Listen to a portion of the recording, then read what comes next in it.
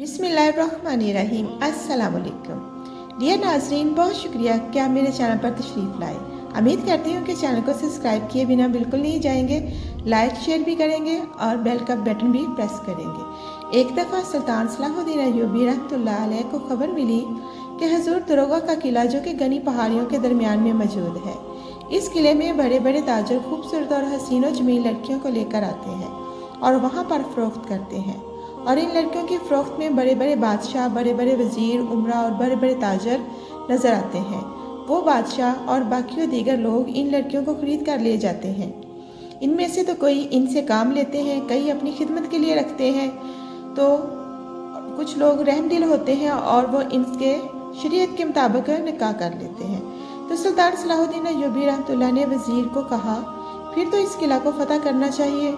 तो इतने में वज़ीर बोला, जी हाँ सुल्तान मौज़म, आप दुरुस्त फरमा रहे हैं, लेकिन इससे पहले एक परेशानी की बात यह है कि मिस्र से तकरीबन 1000 मील के फासले पर एक ऐसी रियासत है जिसमें एक मुसलमान बादशाह हुकूमत करता था। इसके महल में मौजूद गद्दारों ने महल पर कब्जा जमा लिया और इस बादशाह को भी कैद कर लिया और इसके तख्त पर अपनी मर्जी का एक और बादशाह बिठा दिया। तो सुल्तान सलाहुद्दीन अय्यूबी रहमतुल्लाह अलैह ने कहा कि इनका मकसद क्या है? तो वज़ीर ने कहा, सुल्तान मौज़म, हमारे जासूसों की खबर के मुताबिक वो बादशाह आपके साथ अलहाक करके अपनी तजारत को मज़ीद फ़रोग़्त देना चाहता था और अपने इलाके में अमन कायम करना चाहता था, लेकिन इस महल में मौजूद दुश्मनों के जासूसों और गद्दारों को ये बात पसंद नहीं आई और उन्होंने इसको कैद करके इसकी सल्तनत छीन ली और वो जानते थे कि शहजादी ये सब कभी नहीं होने देगी। तो उन्होंने शहजादी को एक बड़े ताजर के हाथ में फ़रोख्त कर दिया। जब ये खबर सुल्तान सलाहुद्दीन अय्यूबी ने सुनी तो बड़ा हैरान व परेशान हुआ और सिपाहियों को कहने लगा कि जब भी कोई मुसलमान हक की बात के लिए आवाज़ उठाता है तो इस आवाज़ को दबोचने के लिए कई गीदड़ इकट्ठे हो जाते हैं, लेकिन मैं इनको कभी अपने इरादों में कामयाब नहीं होने दूंगा। तो इतने में अली इब्न सफियान ने सुल्तान सलाहुद्दीन अय्यूबी से फरमाने लगा, सुल्तान मौज़म, आप क्या करेंगे? तो सुल्तान सलाहुद्दीन अय्यूबी रहमतुल्लाह अलैह ने कहा कि मैं इस किले के अंदर जाऊंगा और सबसे पहले इस शहजादी को खरीद कर आज़ाद कराऊंगा और इसके बाद मैं अपना लश्कर लेकर इस महल पर हमला करूंगा और इसमें मौजूद कैद बादशाह को आज़ाद करवा के जुल्म को मिटा दूंगा। तो इतने में सुल्तान का एक वज़ीर कहने लगा, सुल्तान मौज़म, इस किले के अंदर सैकड़ों की तादाद में लड़कियां खरीदो फरोख्त होती हैं, तो आपको कैसे पता चलेगा कि इनमें से कौन सी शहजादी है? आप इन सारी लड़कियों को तो नहीं खरीद सकते। तो सुल्तान सलाहुद्दीन अय्यूबी रहमतुल्लाह अलैह ने कहा कि सुल्तान की आंखें इतनी कमज़ोर नहीं कि एक आम औरत और एक जंगजू शहजादी में फ़र्क ना कर सकूं।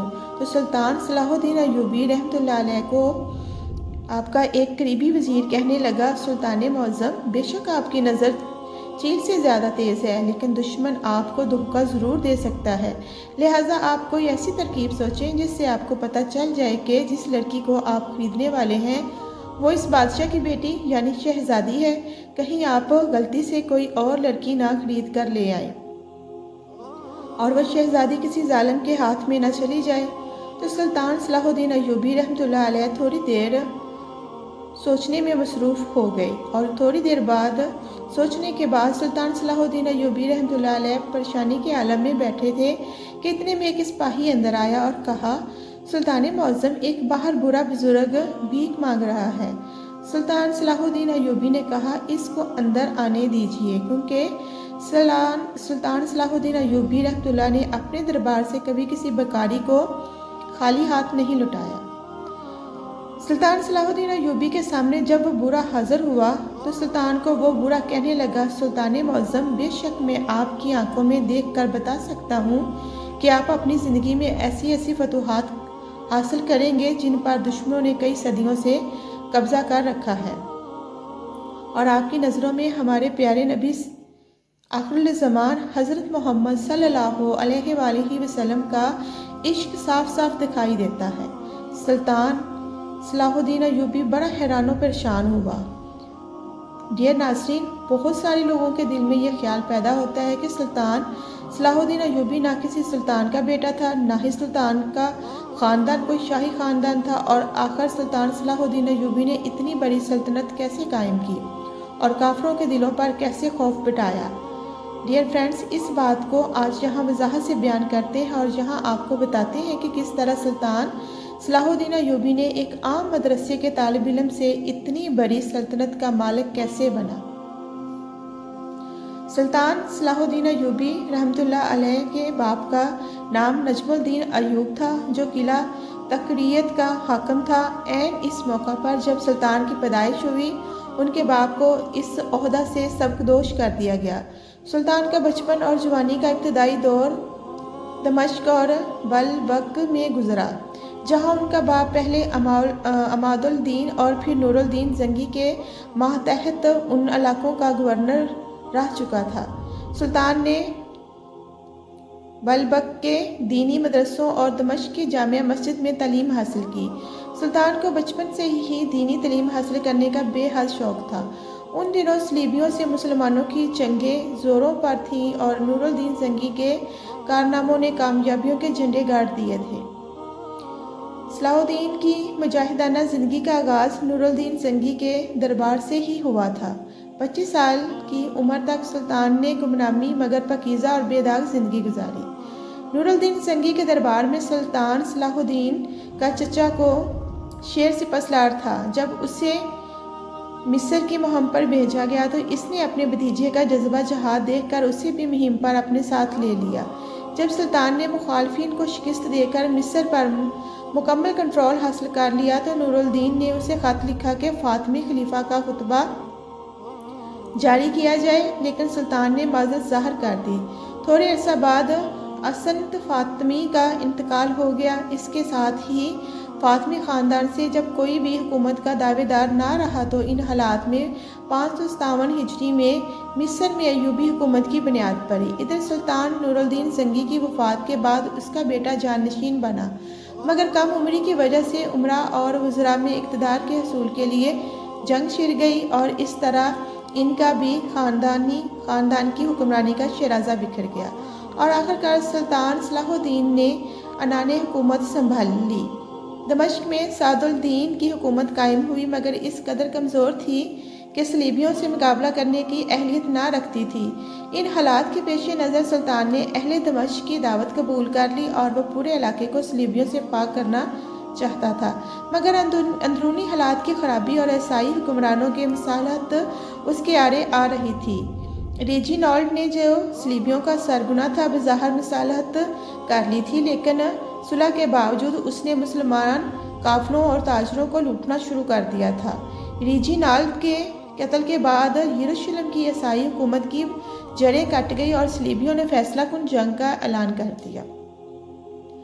تمام حکمرانوں نے اپنی فوجیں اکٹھی کر لی۔ دوسری طرف صفوریا اور تیبریا کے درمیان سلطان نے پہلے ہی مسلمان فوجیں متعین کر دی تھی۔ جو ہی وہ صفوریا سے تیبریا کی طرف نکلے، 583 ہجری میں اسلامی اور عیسائی فوجوں کے درمیان لوبیا کے مقام پر زبردست مقابلہ ہوا۔ صلیبیوں نے ہتھیار ڈال دیے اور کویا ہتین میں جا چھپے اور اس طرح پورا فلسطین شمال میں بیروت سے لے کر جنوب میں غزہ تک سلطان کے کنٹرول میں آ گیا۔ اس طرح 91 سال کے طویل عرصہ کے بعد سلطان صلاح الدین ایوبی ایک عظیم فاتح کی ہمت سے بیت المقدس اس کے حقیقی پاسبانوں کے قبضہ میں آ گیا۔ اس کے بعد متعدد بار صلیبیوں نے دوبارہ قبضہ کی کوشش کی، مگر سلطان نے ہر بار اسے ناکام کر دیا اور ان کو منہ کی کھانا پڑی۔ بیت المقدس پر سلطان کی عملداری نے پورے یورپ کے مذہبی جذبات کو اس قدر بھڑکا دیا کہ یورپ کے 3 بادشاہوں، انگلستان کے بادشاہ رچرڈ، فرانس کے آگسٹن اور جرمنی کے فریڈرک باربروسا نے متحدہ فوجیں تیار کی جو بحیرہ روم سے عکا تک پہنچ گئی۔ سلطان نے ان سے نبرد آزما ہونے کے لیے اسلامی ممالک کے حکمرانوں سے مدد طلب کی، جو نہ مل سکی اور آخرکار اسے خود ہی مقابلہ کرنا پڑا۔ عکا اور اسکلان کے قریب 3 سال تک یہ جنگیں جاری رہیں۔ آخرکار ایک دن جرمنی کا بادشاہ فریڈرک باربروسا دریا عبور کرتے ہوئے ڈوب کر مر گیا اور اس کی فوج کے حوصلے پست ہو گئے۔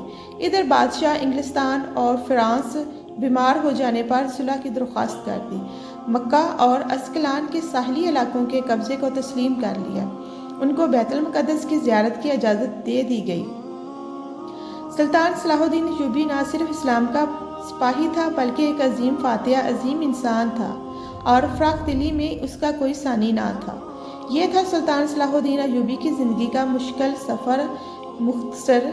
अलगर्ज़ अब अपने वाक़या की तरफ आते हैं। फिर सुल्तान सलाहुद्दीन अय्यूबी मुस्कुराने लगा और कहा, बाबा जी, अगर आपकी नज़र इतनी तेज़ है कि आप किसी को भी देखकर ये बता सकते हैं कि इस आदमी के अंदर क्या खूबी है, तो क्या आप मुझे मेरे चंद सवालों के जवाब दे सकते हैं? तो बूढ़ा बुजुर्ग कहने लगा, सुल्तान मौज़म, बेशक मैं आपके सवालों के जवाब देने की ज़रूर कोशिश करूँगा।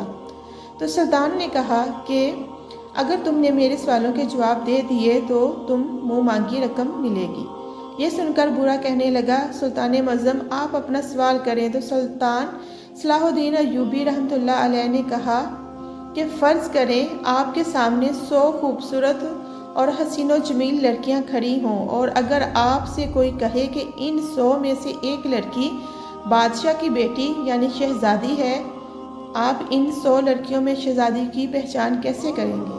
ये सवाल बड़ा मुश्किल था। बूढ़ा आदमी डंडे का सहारा लेते हुए ज़मीन पर बैठ गया और थोड़ी देर सोचने के बाद मसरूफ़ हो गया सोचने में। तो सुल्तान सलाहुद्दीन अय्यूबी रहमतुल्लाह ने बूढ़े को कहा, बाबा जी, क्या आप मेरे सवाल का जवाब नहीं दे सकते? तो बूढ़ा बुजुर्ग कहने लगा, नहीं सुल्तान मौज़म, मैं आपके सवाल का जवाब ज़रूर दूंगा। सुल्तान सलाहुद्दीन अय्यूबी रहमतुल्लाह अलैह को वो बूढ़ा बुजुर्ग कहने लगा, सुल्तान मौज़म, मैं इन 100 में से शहजादी को सिर्फ 2 तरीक़ों से ही तलाश कर सकता हूँ। सुल्तान ने कहा, वो कैसे? तो वो बूढ़ा कहने लगा, सुल्तान मौज़म, मैं इन लड़कियों के सामने कोई ऐसी शाही चीज़ लेकर जाऊंगा जो सिर्फ एक शहजादी ही ने ज़िंदगी में देखी होगी और बारी बारी इनको वो चीज़ दिखाऊंगा और जो आम लड़की होगी उसको कभी पता नहीं चलेगा कि ये क्या है। वो इसे एक आम चीज़ समझेगी, लेकिन जो शहजादी होगी इसे वो देखकर फ़ौरन पहचान लेगी कि ये शाही चीज़ है। सुल्तान ने कहा, वो क्या चीज़ होगी? तो इतने में बूढ़े बुजुर्ग ने सुल्तान सलाहुद्दीन अय्यूबी के हाथों में देखते हुए कहा, सुल्तान मौज़म, आपके हाथ में जो मौजूद अंगूठी है ये देखने से ऐसी लगती है कि इसकी बाज़ार में कीमत चंद सिक्के होगी, लेकिन एक असली जौहरी ही ये बता सकता है कि ये अंगूठी कितनी कीमती है, क्योंकि ये सिर्फ आप ही जानते हैं। तो सुल्तान सलाहुद्दीन अय्यूबी रहमतुल्लाह अलैह को बूढ़े की बात समझ आ गई। फिर सुल्तान सलाहुद्दीन अय्यूबी ने कहा कि अब बताओ दूसरी कौन सी तरकीब इस्तेमाल करोगे? तो इस बूढ़े बुजुर्ग ने कहा कि मैं अपने हाथ में एक ऐसा तवा लगाऊंगा जिसको लगाने से हाथ में थोड़ी देर के लिए सख्ती आ जाती है और मुझे यकीन है कि मैं जब सारी लड़कियों से हाथ मिलाऊंगा तो इनमें से जो आम लड़की होगी इसने अपनी ज़िंदगी में बहुत अतार चढ़ाव देखा होगा, इसको मेरे हाथ की सख्ती से कुछ नहीं होगा। लेकिन जैसे ही मैं शहजादी से हाथ मिलाऊंगा वो हाथ की थोड़ी सी भी सख्ती को बर्दाश्त नहीं कर सकेगी और इससे चेहरे से ही पता चल जाएगा कि इसे तकलीफ़ हुई है और इस तरह मैं इन 100 में से एक शहजादी को बासानी निकाल सकता हूँ। सुल्तान सलाहुद्दीन अय्यूबी रहमतुल्लाह अलैह ने बाबा जी को कहा कि बाबा जी, आपने मेरे दोनों सवालों के बेहतरीन जवाब दिए, बताओ तुम्हारी क्या ख्वाहिश है? तो इस बूढ़े बुजुर्ग ने कहा, सुल्तान मौज़म, मैं कई दिनों का भूखा हूँ, मुझे बस एक वक्त का खाना दे दीजिए। मैं अल्लाह से दुआ करूँगा कि अल्लाह ताला आपकी सल्तनत को रंग लगाए। सुल्तान सलाहुद्दीन अय्यूबी रहमतुल्लाह अलैह ने बावर्ची को कहा कि बाबा जी को कमरे के अंदर ले जाओ और पुरलुत्फ़ खाना खिलाओ और खाना खिलाने के बाद अगर बाबा जी इस महल में रुकने के लिए राज़ी हो जाएं तो इसको एक कमरा दिखा दो। वो बावर्ची बाबा जी को लेकर चला गया। अब सुल्तान सलाहुद्दीन अय्यूबी रहमतुल्लाह अलैह ने अपने अली बिन सफियान को कहा कि ए अली, मैं अपनी मंजिल की तरफ कल सुबह ही रवाना होगा, क्योंकि कल सुबह इस किले में मंडी लगनी है और मैं सबसे पहले इस किले में दाखिल होऊंगा ताकि पहला ख़रीदार मैं ही हूँ, क्योंकि हो सकता है कि कहीं वो मेरे जाने से पहले शहजादी फ़रोख्त ना हो जाए। सुबह हुई। सुल्तान सलाहुद्दीन अय्यूबी रहमतुल्लाह अलैह ने नमाज अदा की और मंजिल की तरफ रवाना हो गए। सुल्तान सलाहुद्दीन अय्यूबी जब इस किले के अंदर पहुंचे तो एक आम आदमी के भेष में थे। सुल्तान ने कहा, बड़े बड़े ताजरों के पास बहुत सारी लड़कियां मौजूद थी जो इस किले के अंदर ले जा रहे थे। थोड़ी देर गुजरने के बाद मंडी लग गई और बड़े बड़े वज़ीर उमरा और बादशाह भी आ रहे थे। सुल्तान सलाहुद्दीन अय्यूबी रहमतुल्लाह अलैह जब अंदर दाखिल हुए तो तमाम लड़कियां एक कतार में खड़ी थी और हर खरीदार इनको देख रहा था कि इनमें से किस लड़की को ख़रीदा जाए। अब सुल्तान सलाहुद्दीन अय्यूबी रहमतुल्लाह अलैह ने बुज़ुर्ग की तरकीब पर अमल किया और सबसे पहले अपने हाथ में वो अंगूठी ली और इन सब लड़कियों को इस तरफ हाथ दिखाया कि वह सामने से अंगूठी साफ साफ नज़र आती है। अब जो आम लड़कियां थी यहाँ इस गरीब या मजदूर की बेटियां थी तो उन्होंने सुल्तान की अंगूठी को देखकर किसी हैरानगी का इजहार नहीं किया, लेकिन जब थोड़ी देर के बाद सुल्तान ने इसी शहजादी के सामने अपना हाथ लहराया तो सुल्तान की अंगूठी को देखकर इस लड़की की आंखें पटी की पटी रह गई। वह सुल्तान को शक्ल से नहीं जानती थी और सुल्तान ने भेष भी बदला हुआ था और फिर वो दिल में सोचने लगी कि सुल्तान सलाहुद्दीन अय्यूबी ऐसा सुल्तान नहीं जो लड़कियों की खरीदो फरोख्त करे।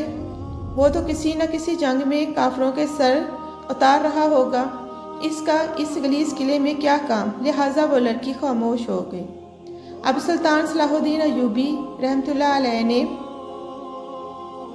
बुजुर्ग की बात पर अमल किया और सुल्तान सलाहुद्दीन अय्यूबी रहमतुल्लाह अलैह ने अपने एक सिपाही के हाथों पर वो दुआ लगाई। चंद लम्हों के बाद सिपाही का हाथ सख्त हो गया, इतना सख्त हुआ कि सिपाही खुद अपने हाथों में दर्द महसूस करने लगा।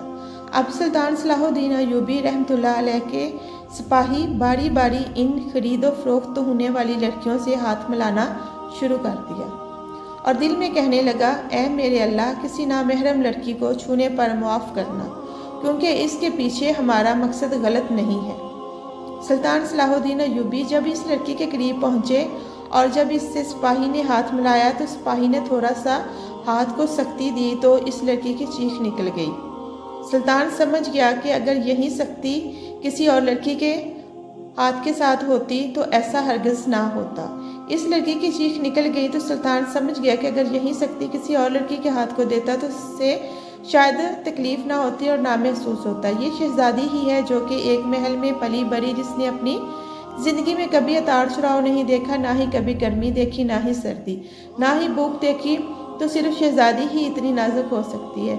सुल्तान सलाहुद्दीन अय्यूबी रहमतुल्लाह ने एक आम से उजर के बेस में इस शहजादी की दुगनी कीमत में ख़रीद लिया और वहाँ से चुपके से रवाना हो गया। अब सुल्तान सलाहुद्दीन अय्यूबी रहमतुल्लाह अलैह महल में वापस गए और इस लड़की को सारी सूरत हाल से आगाह किया और कहा कि अब तुम अपने बाबा को आज़ाद कराने में हमारी मदद करोगी। अब सुल्तान सलाहुद्दीन अय्यूबी रहमतुल्लाह अलैह ने बड़ी ही अक्लमंदी से एक बेहतरीन हिकमत अमली बनाई और इस बादशाह के महल में खुफिया रास्ते से दाखिल हो गए और सुल्तान के इशारा करते ही सुल्तान के सिपाहियों ने इन गद्दारों पर हमला कर दिया और इन तमाम गद्दारों को मार दिया। और इसके बाद सुल्तान सलाहुद्दीन अय्यूबी रहमतुल्लाह अलैह की मदद से वो बादशाह फिर से अपने तख्त पर जानशीन बन गया और सुल्तान सलाहुद्दीन अय्यूबी ने इस बादशाह को अलविदा कहकर वापस अपने महल की तरफ रवाना हो गया। और वापस अगर सुल्तान सलाहुद्दीन अय्यूबी ने इस वज़ीर से पूछा कि वो बाबा कहाँ हैं, तो वज़ीर ने बताया कि हुजूर बाबा जी खाना खाकर इसी वक्त ही चले गए थे। अब सुल्तान सलाहुद्दीन अय्यूबी ने अपने अपने कमांडरों को कहा कि मैं इस वक्त तक चैन की सांस नहीं लूँगा जब तक इस किले को फतह नहीं कर लेता, क्योंकि जिस जगह पर हमारी बहन बेटियों की इज्जत की बोली लगाई जाती है, मैं इस किले को टुकड़े टुकड़े करके इनको मारूंगा इनको। और इसके बाद सुल्तान सलाहुद्दीन अय्यूबी ने इस किले के चंद दिनों के अंदर अंदर फतह कर लिया और वहाँ इस किले के अंदर एक बड़ा सा मदरसा बनवा दिया और कहते हैं कि वो मदरसा कई सालों तक चलता रहा, जिसमें कई बड़े बड़े उलमा ने तालीम हासिल की। अल्लाह ने के बाद